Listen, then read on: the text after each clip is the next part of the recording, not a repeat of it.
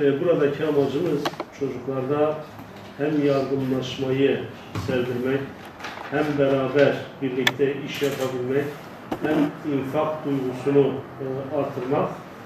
Bu tür güzellikleri tüm okullarımızda, öğrencilerimize, çocuklarımıza yayarak toplumsal hem birlik beraberliğimizi sağlamak, hem de gerçekten ihtiyacı olan insanlara bu şekilde yardımcı olmaktır.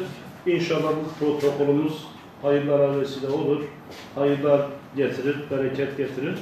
Bu konuda da Sayın Valim, Sayın Belediye Başkanım, Sayın Milli Eğitim Müdürüm, İnsan Yardım Platformu Başkanımız, Allah hepinizden razı olsun. Bu sevaba ortak olmanızdan dolayı inşallah hep beraber kalkınmayı da sağlamış oluruz. Bunlarla ilgili arkadaşlarımızın yapmış olduğu bir çalışma. Burada özellikle öğrencilerimizin iyilik noktasında yoğun arttırma, bu konuda daha bilinçlendirilmesiyle ilgili yapılan bir protokol tarafı olarak şu an bizler bulduk. 3 aylık bir süreye kapsıyoruz. Evet. 3 aylık bir süre Nisan ayında iş yapacağımız bir protokol sanıyorum. Baktık ve güzel bir yerinde iyi çalışma yapmış arkadaşlar. Gayet güzel. Okullarımız iyilikte yarışıyor projesi çerçevesinde ödüllü uygulamalı iyilik projeleri yarışmasının amacı ilimizde öğrencilere iyilik, infak, yardımlaşma, dayanışma, paylaşma ve iyilikte yarışma duygusunu sevdirmek.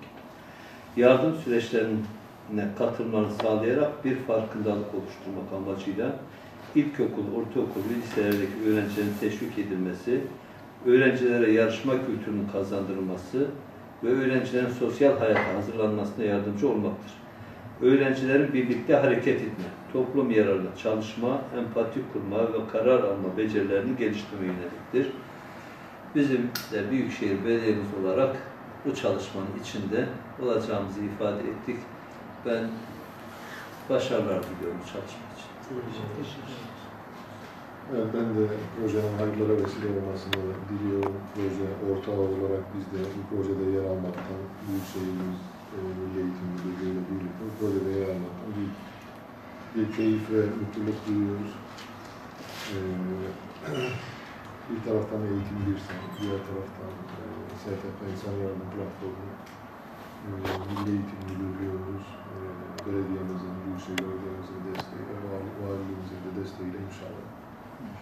Bu dönemde özellikle en çok ihtiyacını hissettiğimiz, duyduğumuz insanlarımızın birbirini daha çok sevmesine, yardımlaşmaya, duygularının gelişmesine, işbirliğinin artmasına vesile olacak. Güzel çalışmalar yürütüleceğine inanıyoruz. Ve bu tür çalışmaların projeleri artarak devamını da arzuluyoruz. Biz çocuklarımıza sadece bilimi, fenini öğretmekle bir yere ulaşmamızın mümkün olmadığını da biliyoruz. Bilim, fenin yanında milli, manevi değerler, biraz önce saydığımız ve protokolde de ifadesini bulan o hepimizin varlık sebebi olan değerlerimizin de çocuklarımız tarafından özümsenmesi gerektiğini ve farkındayız, bilincindeyiz. Güzel sonuçlarını alacağımızdan hiç şüphemiz yok. Emeği geçen herkesten Allah razı olsun diyorum. Teşekkür ederim.